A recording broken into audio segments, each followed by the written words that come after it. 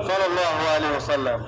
Mudah-mudahan kita semua bermunajat kepada Allah Subhanahu Wa Taala agar termasuk pengikut-pengikutnya yang setia memegang teguh ajarannya, sehingga kita semua berhak untuk mendapatkan syafaatnya di yaumil qiyamah. Amin ya rabbal alamin.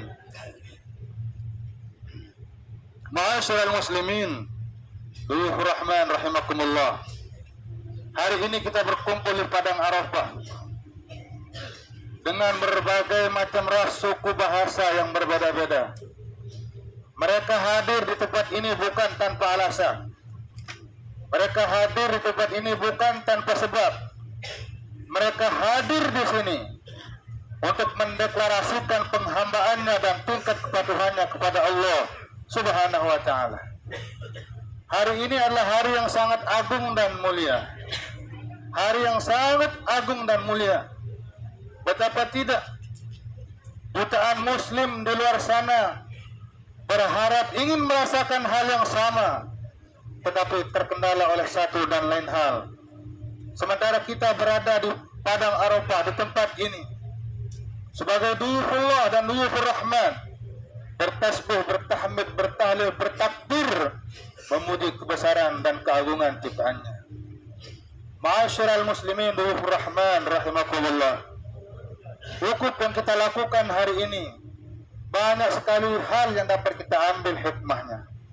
Di antaranya, wukuf berarti berhenti atau berdiam diri. Pertanyaannya, apa yang harus kita hentikan? Mari kita berhenti memfitnah, kifah, namimah dan lain sebagainya. Mari kita berhenti mengagung-agungkan pangkat, jabatan dan keturunan kita. Mari kita berhenti mencela orang lain yang belum tentu lebih buruk dari kita, atau kita belum tentu lebih baik dari mereka. Maka Allah Subhanahu wa Ta'ala mengingatkan kita, inna akramakum indallahi atqakum. Hina mulia seseorang adalah tergantung tingkat ketakwaannya kepada Allah Subhanahu wa Ta'ala. Bahkan jauh-jauh hari, bahkan ribuan tahun lalu, Rasul Sallallahu Alaihi Wasallam mengingatkan kepada kita semua, annasu kulluhum mi Adam wa Adam min turab, la fadla li arabiyyin ala ajamiyyin illa bittaqwa. Seluruh manusia berasal dari satu keturunan, yaitu keturunan Nabi Adam alaihissalam. La fadla li arabiyyin ala ajamiyyin, tidak ada yang istimewa antara Arab dan tidak, illa bittaqwa, kecuali tingkat ketakwaan kita kepada Allah Subhanahu wa Ta'ala. Ma'asyiral muslimin Duyufur Rahman rahimakumullah. Hal yang kedua yang dapat kita ambil dalam peristiwa wukuf kali ini, bagaimana ketika Rasul Sallallahu Alaihi Wasallam, sosok makhluk yang sempurna, diperintahkan oleh Allah Subhanahu Wa Taala untuk mentauhidkan kalimat La ilaha illallah Muhammadur Rasulullah. Itu tidak mudah. Sebagai contoh, ketika Rasul Sallallahu Alaihi Wasallam berdakwah ke Bani Taif, ketika sampai di sana, Rasul Sallallahu Alaihi Wasallam dikatakan sebagai orang gila. Bahkan tidak sedikit di antara mereka yang melempari dengan kotoran hewan, manusia dan bebatuan. Dalam riwayat disebutkan, bahkan gigi Rasulullah Sallallahu Alaihi Wasallam yang mulia patah, pelipisnya bocor. Melihat itu kemudian malaikat Jibril menawarkan jasa.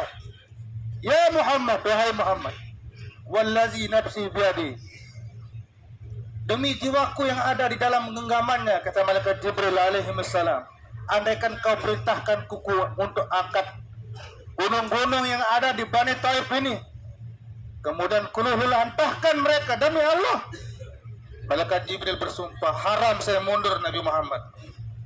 Apa kata beliau? La, jangan, tidak malaikat Jibril.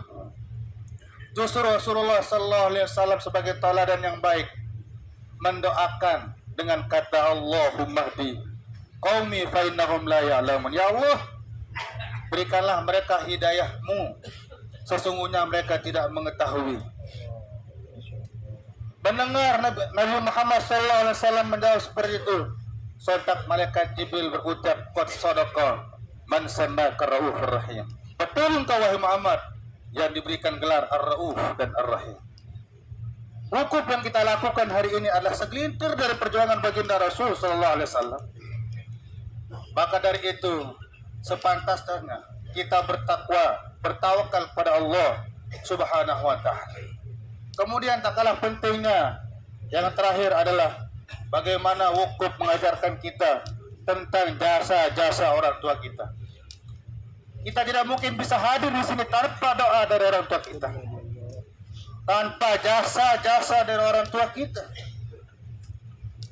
Rasul sallallahu alaihi wasallam bersabda, ridallah fawqa ridal walidain wa sukhtullah fawqa sukhtihima. Keridhaan Allah ada pada ridhonya orang tua. Kemurkaan Allah ada pada murkanya orang tua kita. Terhadap kita yang masih hidup orang tua kita, mari kita berdoa kepada Allah Subhanahu wa taala agar mereka dipanjangkan umurnya oleh Allah, diberikan kesehatan, diberikan keafiatan. Jangan kau cabut nyawa kami ya Rabb sebelum kami bisa mengabdi kepada orang tua kami.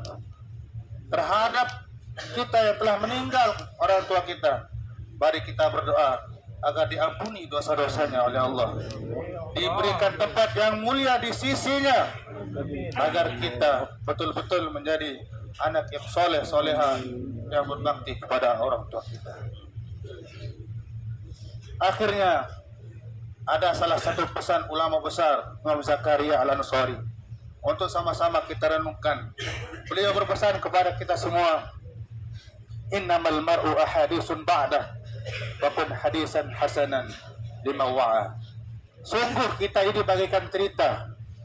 Di suatu hari kita akan dikenang wakun hadisan hasanan liman wa'a. Maka jadilah cerita yang baik yang akan selalu dikenang oleh anak, cucu dan keturunan kita semua. Mudah-mudahan dalam rangkaian peristiwa wukuf yang kita lakukan hari ini diterima dan diijabah oleh Allah Subhanahu wa taala.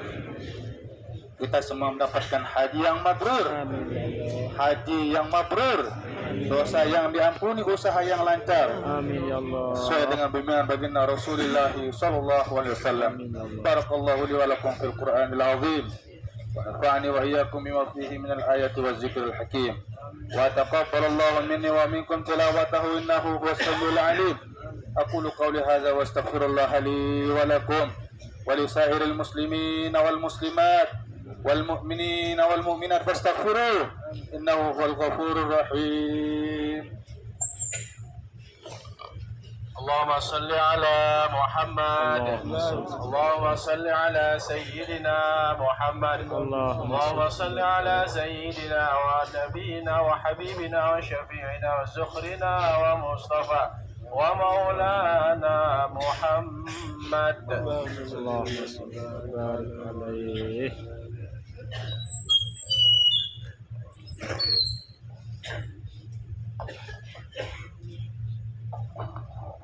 لبيك اللهم لبيك لبيك لا شريك لك لبيك لك والملك لا شريك لك الحمد لله وكفى المصطفى المجتبى وعلى آله وأصحابه أهل الصدق والوفاء. لا إله إلا الله وحده لا شريك له أشهد أن سيدنا ونبينا محمدا عبده ورسوله. اللهم صل وسلم وبارك على سيدنا محمد وعلى آله وأصحابه أجمعين. أما بعد فيا عباد الله أوصيكم وإياي بتقوى الله وطاعته لعلكم تفلحون. وقد قال الله تعالى في الكتاب العزيز أعوذ بالله من الشيطان الرجيم بسم الله الرحمن الرحيم يا أيها الذين آمنوا اتقوا الله حق تقاته ولا تموتن إلا وأنتم مسلمون. على نبيه قديما وأمرنا بذلك فقال على النبي الله يا أيها الذين آمنوا صلوا عليه اللهم صل وسلم وبارك على سيدنا محمد وعلى آله أجمعين وعد اللهم عن الخلفاء الراشدين أبي بكر وعمر وعثمان وعلي وعن سائر أصحاب نبيك أجمعين وعن التابعين وعن التابعين ومن اللهم اغفر للمسلمين والمسلمات والمؤمنين والمؤمنات الأحياء منهم والأموات إنك سميع قريب مجيب الدعوات آمين يا الله. ويا قاضي الحاجات ويا كاشف البليات آمين الله. ربنا اغفر لنا ذنوبنا آمين يا الله.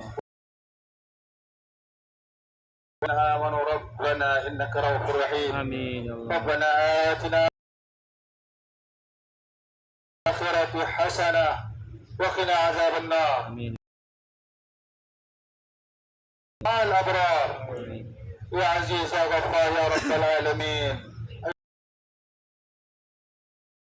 إن الله يأمركم بالعدل والإحسان وإيتاء ذي القربى يعظكم لعلكم تذكرون واذكروا الله العظيم يذكركم واشكروه على نعمه يزدكم واسألوه من فضله يعطيكم ولذكر الله أكبر الله تعالى وبركاته.